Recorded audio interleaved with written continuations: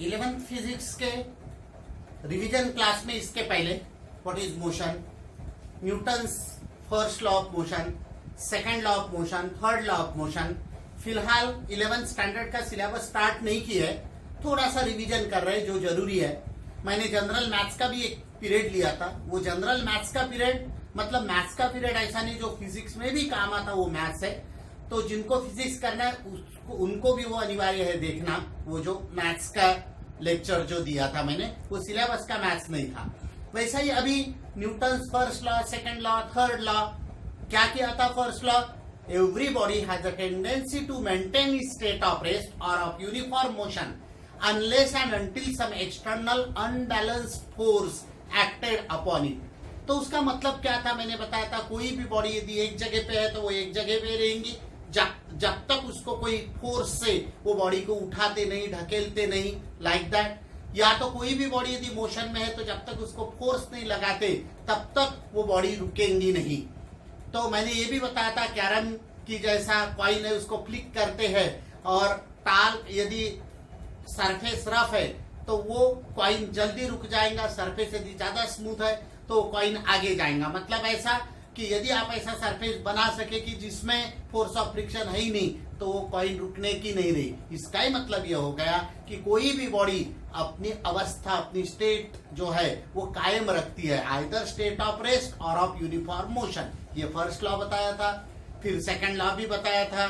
Second law में बताया था rate of change of momentum is directly proportional to the impressed force. अभी तक के लेवल में, आगे फिर उसको थोड़ा सा कैसे टाइप का ये करेंगे 11 से सिलेबस से वो मैं बताऊंगा। और वो उसमें एक इक्वेशन आता है, force is equal to M into A, और वो भी कैसा होता है, force is equal to final momentum minus initial momentum upon time, rate of change of momentum upon time. और बाद में यू और वी वेलोसिटी लिया था, और M V final momentum, U V initial momentum, M V minus U V upon T, और M common लिया था तो F is equal to M common लेके V minus U upon T, और उसको एक्सेलरेशन तो F is equal to M into A. और third law भी हो गया था, to every action there is equal and opposite reaction. मतलब सिंगल फोर्स डजंट एग्जिस्ट, एक फोर्स को बैलेंस करने के लिए दूसरा फोर्स नेचर में एग्जिस्ट होता है, ये मैंने बताया था। वैसा अभी थोड़े से काइनेमेटिकल इक्वेशंस बताया था तो भी अभी बता देता हूं और एक बार kinematical equation.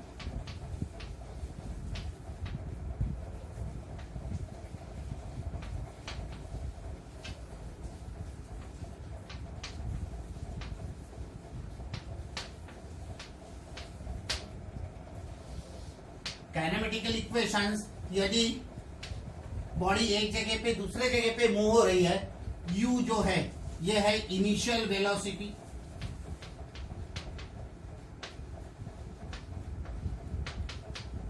v final velocity,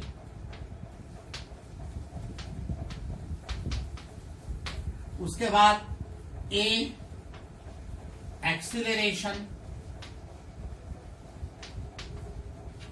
acceleration, s displacement,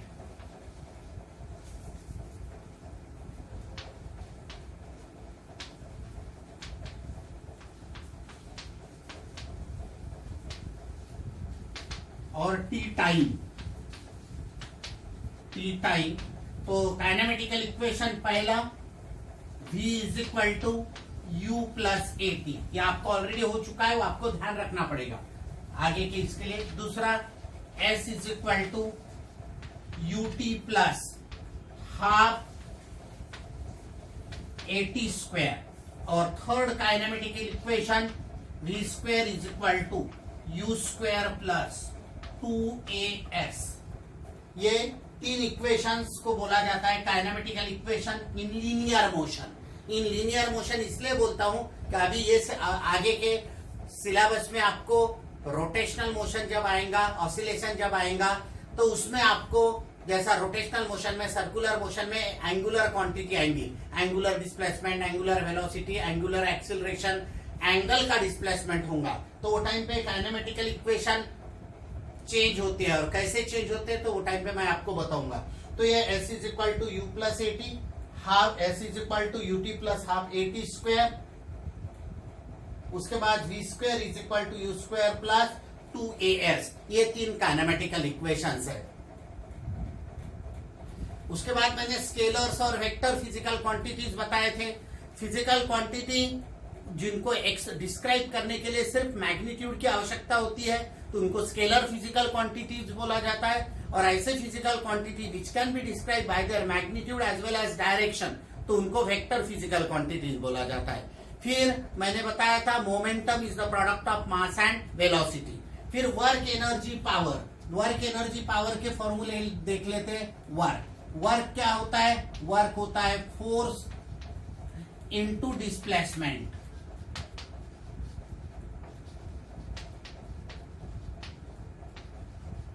force into displacement. हालांकि फोर्स ये वेक्टर क्वांटिटी है, डिस्प्लेसमेंट ये वेक्टर क्वांटिटी है, लेकिन वर्क स्केलर क्वांटिटी है। अब तुम बोलेंगे कैसा पॉसिबल है? तो होता है ऐसा, स्केलर और वेक्टर क्वांटिटी में प्रोडक्ट जो होता है ये वेक्टर क्वांटिटी में दो प्रकार का प्रोडक्ट होता है। एक को बोला जाता है स्केलर प्रोडक्ट और एक को बोला जाता है वेक्टर प्रोडक्ट। वो 11th के एक्चुअल सिलेबस में देखेंगे। तो ये दोनों वेक्टर है लेकिन वर्क स्केलर है। आपको ये याद रखना है, ये जो है ये स्केलर क्वांटिटी है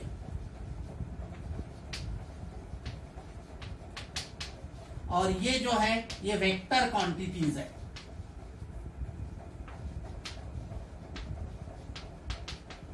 ये भी वैसा, ये भी वेक्टर क्वांटिटी है।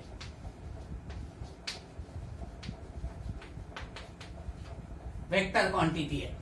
अब ये दो वेक्टर क्वांटिटी का product scalar quantity, how it is possible? तो होता है। ये कैसा होता है बाद में 11th के सिलेबस में देखेंगे। तो work is scalar, force and displacement ये जो है ये दोनों वेक्टर क्वांटिटी है, और ये जो मल्टीप्लीकेशन होता है इसको स्केलर प्रोडक्ट बोला जाता है। स्केलर प्रोडक्ट, वेक्टर प्रोडक्ट ये सब अपन फिजिक्स में 11th के सिलेबस में देखने वाले हैं। तो फिलहाल मैंने फॉर्मूला बताया, work is equal to force into displacement. उसके बाद एनर्जी, एनर्जी जो होती है द रेट एट एनर्जी को मैंने क्या बोला था? Capacity of doing work is called energy. अब यहाँ पे वर्क का जो ऐसा यूनिट होता है, वर्क इसका ऐसा यूनिट होता है, वर्क का ऐसा यूनिट होता है जूल, और सीजीएस यूनिट जो होता है, सीजीएस यूनिट ये होता है ऑर्ग। और आपको मालूम है वर्क और एनर्जी इन दोनों का यूनिट सेम है, क्योंकि एनर्जी क्या होती है? एनर्जी है capacity of doing work. Energy यानी कैपेसिटी ऑफ डूइंग या performing, doing work. Capacity of doing work is called energy. तो इसलिए इसका भी जो यूनिट रहेगा ये ऐसा unit and CGS unit, CGS unit is same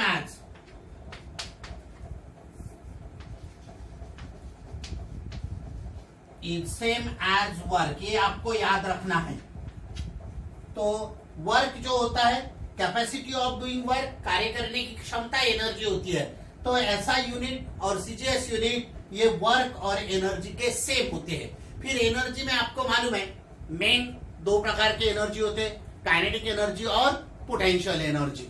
तो उसको आप एनर्जी इन मोशन जो रहेंगी उसको बोला जाता है काइनेटिक। काइनेटिक वर्ड आया मतलब जब भी बॉडी मोशन में रहती है तो जो एनर्जी मिलती है उसको बोला जाता है काइनेटिक एनर्जी, और बॉडी एट रेस्ट जो रहेंगी उसको बोला जाता है पोटेंशियल। वो पोटेंशियल एनर्जी यानी रेस्ट अवस्था में पोटेंशियल एनर्जी और मोशन में जो आएंगी वो काइनेटिक एनर्जी। अब जैसा काइनेटिक एनर्जी,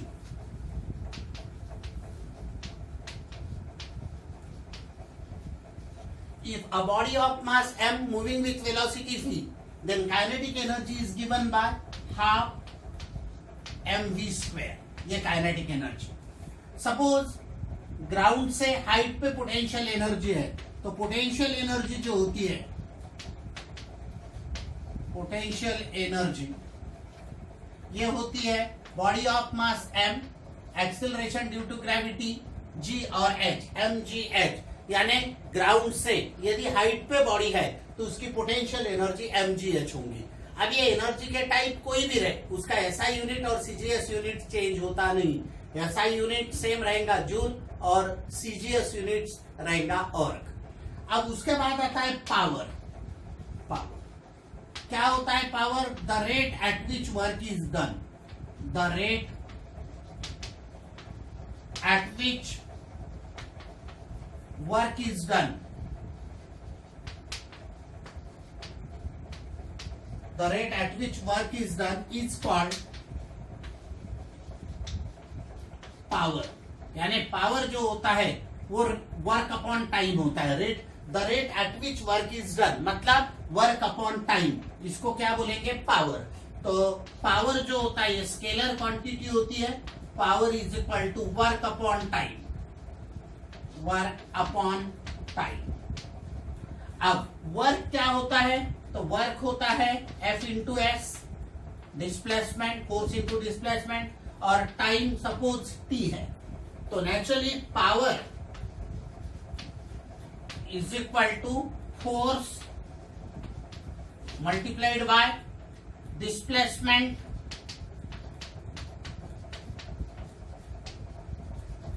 अपॉन टाइम।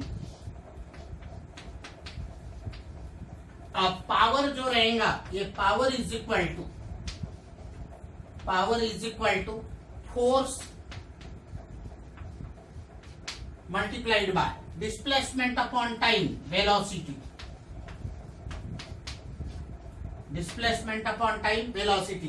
तो नेक्स्ट ये रिलेशन भी बहुत इंपॉर्टेंट है। Power is equal to force into velocity. तो पावर तो वर्क अपॉन टाइम होता ही है, but power force into velocity भी होता है। तो ये इस प्रकार से मैंने जनरल आपको ये बता दिया। फिर आपको मालूम है कि कोई भी सब्सटेंसेस होते हैं, state of matter, solid, liquid और गैसेस। फिर जैसा कंडक्टर, इलेक्ट्रिकल कंडक्टर, जिसमें इलेक्ट्रिसिटी पास होती है उसको कंडक्टर बोला जाता है। जिसमें इलेक्ट्रिसिटी पास नहीं होती है उसको बैड कंडक्टर या इंसुलेटर बोला जाता है। फिर करंट इलेक्ट्रिसिटी, ये जनरल बता रहा हूं आपको रिवीजन के दृष्टिकोण से। फिर करंट इलेक्ट्रिसिटी के कुछ टॉपिक में अपन जाएंगे। तो करंट इलेक्ट्रिसिटी में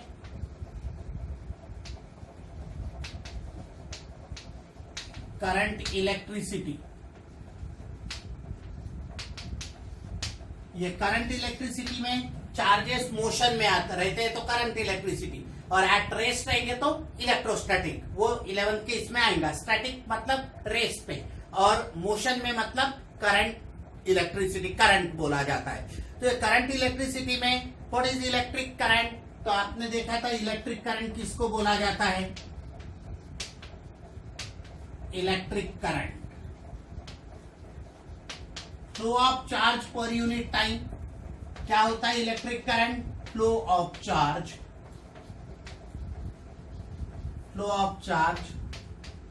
पर यूनिट टाइम, या rate of flow of charge across any conductor. Flow of charge per unit time through the cross-sectional area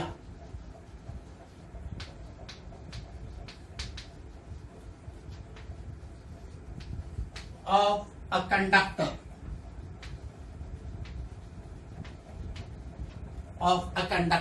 आपको मालूम है यदि आप ये मेटेलिक कंडक्टर लेते हैं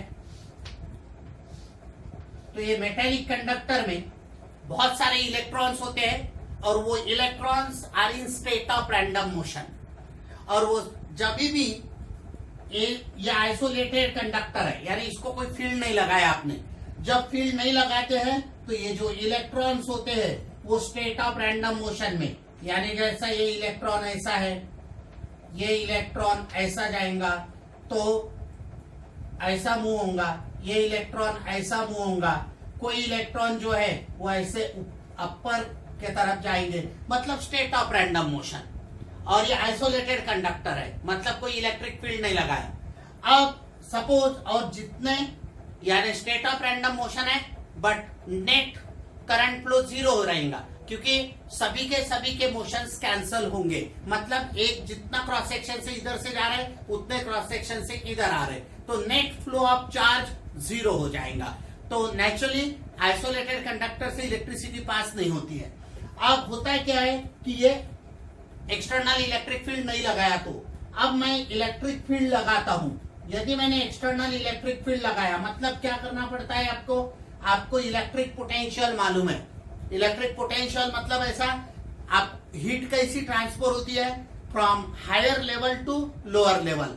जैसा दो बॉडी जिसके टेम्परेचर डिफरेंट है और कांटेक्ट में लाते हैं, तो हायर टेम्परेचर से लोअर टेम्परेचर के तरफ हीट का फ्लो होता है। जिस प्रकार से हायर लेवल से लोअर लेवल पानी का फ्लो होता है, मतलब ऐसा कि ये जो हायर लेवल और लोअर लेवल है इलेक्ट्रिसिटी में, तो उसको बोला जाता है हायर इलेक्ट्रिक पोटेंशियल और लोअर इलेक्ट्रिक पोटेंशियल। जैसा पॉजिटिव और निगेटिव लेते हैं, तो positive is that higher electric potential और negative is that lower electric potential. और उन दोनों के पोटेंशियल का डिफरेंस जो होता है higher level minus lower level का, उसको बोला जाता है potential difference measured in volt. आपको मालूम है। अब ऐसा है कि ये जो मेटेलिक कंडक्टर है, ये मेटेलिक कंडक्टर को मैं ऐसा बैटरी के साथ जोड़ देता हूं प्लस माइनस। अब ये टाइम पे एक्सटर्नल फील्ड लगाया, और एक्सटर्नल फील्ड जो लगाया वो इस डायरेक्शन में लगाया, मतलब वी एक्सटर्नल फील्ड लगाया, तो इलेक्ट्रॉन्स का मूवमेंट जो होता है opposite to the external field like this ये। और ये क्रॉस सेक्शनल एरिया है, ये क्रॉस सेक्शनल एरिया से यहाँ पे देखो flow of charge per unit time through the cross sectional area of conductor, तो उसको बोला जाता है इलेक्ट्रिक करंट, कन्वेंशनल करंट और इलेक्ट्रॉनिक करंट। इलेक्ट्रॉनिक करंट मतलब एक्चुअल इलेक्ट्रॉन की डायरेक्शन, इलेक्ट्रॉन कैसा मूव होता है निगेटिव टू पॉजिटिव, और conventional current positive to negative, जो आप हमेशा सर्किट में दिखाते हैं। ये है कन्वेंशनल करंट I, ये कन्वेंशनल करंट, यानी यहाँ पे पोटेंशियल लगाया तो इलेक्ट्रॉनिक करंट क्या रहेगा, इलेक्ट्रॉनिक करंट ये रहेगा negative to positive, negative to positive. और कन्वेंशनल करंट जो रहेगा निगेटिव टू पॉजिटिव उसकी डायरेक्शन, और कन्वेंशनल करंट जो आप हमें यूज में लाते हैं हमेशा सर्किट में वगैरह, ये बहुत इंपॉर्टेंट है। ये जो कन्वेंशनल करंट है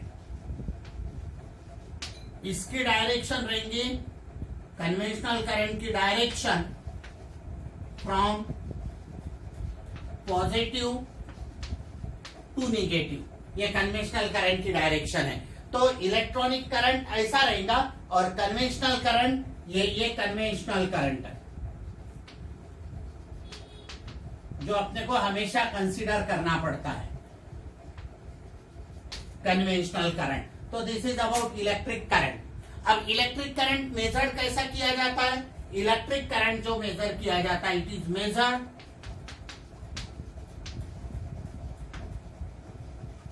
इन एम्पियर, क्योंकि फिजिकल क्वांटिटी जो है इसको मेजर किए बगैर अपन आगे जा ही नहीं सकेंगे। हर एक फिजिकल क्वांटिटी मेजर होती है, वो मेजरमेंट चैप्टर 11 के सिलेबस में देखने वाले हैं। तो it is measured in ampere और उसका सिंबल है ए। तो दिस इज इलेक्ट्रिक करंट। उसके बाद electric potential measured in volt, उसका सिंबल क्या बताया मैंने, कैपिटल वी। अब इलेक्ट्रिकल रेजिस्टेंस पढ़े थे तुम लोग, किसको बोला जाता है resistance, whenever electric current flows through the conductor, ये जो इलेक्ट्रॉन्स है which are in state of random motion. अब जैसा ये कंडक्टर है, ये कंडक्टर है, इसको आपने यहाँ पे पॉजिटिव ये निगेटिव। अब ये जो इलेक्ट्रॉन्स है, ये इलेक्ट्रॉन्स जब निकलते हैं तो एटम के ऊपर पॉजिटिव चार्ज आ जाता है। तो ऐसे जब इलेक्ट्रॉन निकलेंगे और एटम्स के ऊपर पॉजिटिव चार्ज आएंगे, आयोनिक बॉन्ड में देखा था आपने NaCl के, जब इलेक्ट्रॉन निकलता है क्लोरीन के तरफ जाता है तो इन्हीं के ऊपर प्लस चार्ज आता है, वैसा आयंस के ऊपर प्लस चार्ज आता है। ऐसे बहुत सारे इलेक्ट्रॉन्स निकलेंगे, बहुत सारे पॉजिटिव आयंस, तो इनके अंदर कोलिजन होता है और उसके कारण फ्लो ऑफ इलेक्ट्रिक करंट जो होता है उसको अपोज होता है। तो ये जो ऑब्स्टेकल है, मतलब इलेक्ट्रॉन्स को फ्लो होने के लिए या इलेक्ट्रिक करंट को फ्लो होने के लिए जो वहां पे ऑब्स्टेकल निर्माण होता है, रेजिस्ट करता है करंट फ्लो को, तो उसको बोला जाता है रेजिस्टेंस। उसको बोला जाता है रेजिस्टेंस। अब ये रेजिस्टेंस का कंसेप्ट ओम्स लॉ में पढ़े थे। क्या था Ohm's law? So long as the physical state of the conductor remains the same. Physical state किसको बोला जाता है? Length of the conductor, area of cross section और टेम्परेचर। ये यदि कांस्टेंट लेते हैं, so long as the physical state of the conductor remains the same, the ratio of potential difference to the electric current is constant. Ohm's law क्या बोलता है? Statement वगैरह अभी लिखेंगे नहीं, 11th के सिलेबस में इसको और भी आगे अलग अलग तरीके से उसको समझाया है। अभी मैं जस्ट मैथमेटिकल फॉर्म लिखता हूं कि ये जो रेशियो होता है potential difference upon electric current, कब? so long as the physical state of the conductor remains the same. Physical state यानी कौन सी? Length of the conductor, area of the conductor और टेम्परेचर। ये यदि कांस्टेंट लेते हैं तो potential difference applied to the conductor and current flowing through the conductor, इसका जो रेशियो आता है ये रेशियो आता है कांस्टेंट। और ये कांस्टेंट रेशियो को ही बोला जाता है resistance of the conductor. Resistance of the conductor, resistance of the conductor. तो इसका ही मतलब V upon I is equal to R। 10th class में जो आप पढ़े थे, तो naturally V is equal to IR। आगे और इसमें क्या क्या देखना है डिटेल वो देखेंगे। V is equal to IR। अब ये R जो होता है, ये R काय में मेजर किया जाता है? ओम। तो ऐसा यूनिट जो है, ऐसा यूनिट ऑफ रेजिस्टेंस इज ओम, और इसका सिंबल है लाइक दिस। ऐसा यूनिट ऑफ रेजिस्टेंस इज ओम। जैसा ऐसा यूनिट ऑफ करंट क्या होता है? एम्पियर। और एम्पियर जो होता है what is 1 ampere? 1 ampere is equal to charge flowing per unit time, तो 1 कूलम चार्ज अपॉन 1 सेकेंड। यानी इलेक्ट्रिक चार्ज हमेशा कूलम में मेजर किया जाता है और ऐसा यूनिट और टाइम सेकंड में। तो naturally 1 ampere is equal to 1 coulomb upon 1 second, मतलब 1 कूलम इतना चार्ज 1 सेकेंड तक के कोई भी कंडक्टर के क्रॉस सेक्शनल एरिया में फ्लो होता है तो करंट 1 एम्पियर मिलता है। वैसा ही ऐसा यूनिट ऑफ रेजिस्टेंस क्या है? ओम है। और उसका फॉर्मूला क्या बताया मैंने? V upon I is equal to R। फिर आप लोग स्पेसिफिक रेजिस्टेंस पढ़े थे। किसको बोला जाता है स्पेसिफिक रेजिस्टेंस? उसको रेजिस्टिविटी भी बोला जाता है। अभी तो सिंपल फॉर्मूला पढ़े हैं तुम लोग, आगे चल के वो फॉर्मूले कैसे बनते हैं, ड्रिफ्ट वेलोसिटी वगैरह, वो हायर सिलेबस में देखेंगे। तो स्पेसिफिक रेजिस्टेंस में क्या पढ़े थे कि length of resistance of the conductor is directly proportional to its length and resistance of the conductor is inversely proportional to its area of cross section. ऐसा पढ़े थे। यानी ये स्पेसिफिक रेजिस्टेंस के लिए, स्पेसिफिक रेजिस्टेंस यानी रेजिस्टिविटी। मैं क्या बोल रहा हूं? स्पेसिफिक रेजिस्टेंस, स्पेसिफिक रेजिस्टेंस, और इसको ही रेजिस्टिविटी। तो यदि टेम्परेचर कांस्टेंट रखते हैं तो resistance of the conductor is directly proportional to its length and resistance of the conductor is inversely proportional to the area of cross section. दोनों को यदि मैं कंबाइन करता हूं, इधर की साइड सेम है तो R is proportional to L by A। और ये प्रोपोर्शनलिटी साइन यदि हटाते हैं तो R is equal to some constant, तो उसको रो डिनोट किया जाता है resistivity multiplied by L by A। ये देखो, अब रो की वैल्यू निकालना है तो rho is equal to R A by L। अब ये R A बाय L ये तो रेजिस्टिविटी का फॉर्मूला हो गया। अब इसका ऐसा यूनिट कैसा निकालेंगे? ऐसा यूनिट ऑफ रेजिस्टिविटी या स्पेसिफिक रेजिस्टेंस, रेजिस्टिविटी इज, अब देखो आर यानी ओम में मेजर किया जाता है, area metre square upon length metre, एक इसके साथ कैंसल तो ये हो जाएगा ओम्स मीटर। तो this is about specific resistance. अभी कुछ सिंबल्स देखे थे किसको क्या बोलते हैं तो मैं बता दूंगा। अभी जैसा सिंबल्स कुछ आपको मालूम है, ये जो होता है ये प्लग की, इसको क्या बोला जाता है, प्लग की, ये लोअर क्लासेस में आप लोग पढ़े हैं। उसके बाद ये जो होता है ये होता है रेजिस्टेंस, इसको के से डिनोट करते हैं, ये हो गया रेजिस्टेंस। उसके बाद इस प्रकार का ये जो सिंबल होता है इसको बोला जाता है, के से डिनोट करते हैं टैप की, टैप की। उसके बाद ये जो होता है जो आप अभी तक के पढ़े उसको ही मैं बता रहा हूं, सेल। और ईएमएफ ई, ईएमएफ क्या होता है, पोटेंशियल डिफरेंस क्या होता है, उसका डिटेल 11th में पढ़ेंगे। अब इसको ही नंबर ऑफ सेल्स एक साथ जोड़ देते हैं लाइक दिस, ये प्लस माइनस, तो इसको बोला जाता है बैटरी। उसके बाद ये रेजिस्टेंस, और इसको मैं ऐसा यदि दिया तो इसको बोला जाता है वेरिएबल रेजिस्टेंस, रियोस्टैट भी बोला जाता है वेरिएबल रेजिस्टेंस। उसके बाद ये ऐसा सिंबल दिखेगा आपको प्लस माइनस, तो इसको बोला जाता है एमीटर, एमीटर। उसके बाद ऐसा ही यहां पे ये प्लस माइनस या माइनस, ये ऐसा यहाँ पे कैसा भी बताए तो चलेगा, इसको बोला जाता है वोल्ट मीटर। हमेशा एमीटर सीरीज में लगाते हैं, ये पैरेलल में कैसा लगाते हैं वो बाद में देखने वाले हैं। तो दिस इज अबाउट सिंबल्स। तो ये थोड़ा सा रिवीजन मैंने ले लिया। तो ये तो रिवीजन है, सिलेबस शुरू होगा तब और मजा आएगा बहुत। तो ये चैनल को आपको सब्सक्राइब करना है, सब्सक्राइब करने के बाद लाइक भी करना है और बेल आइकन भी दबाना है। और अभी जब एक्चुअल सिलेबस शुरू हो जाएगा तो बहुत मजा आएगा आपको।